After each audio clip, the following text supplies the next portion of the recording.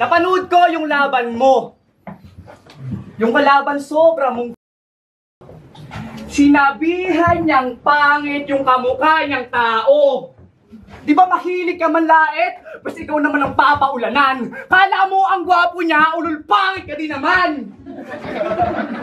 Di ka pa effective kuya, mukha mo lang nakakatakot. Matanda ka na para bumatil, kulang na lang sa'yo mabanot.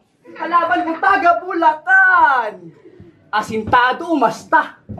Di ka batikan, overage ka tanga. Alam mo kung sinong old god porket yung age niya over na. Di mo kailangan sir ng ring, ang kailangan mo wheelchair na. Oo, marami na tong battle kung ikukumpara sa akin. Kasubat parang lamang pa rin galing ko kumpara sa atin.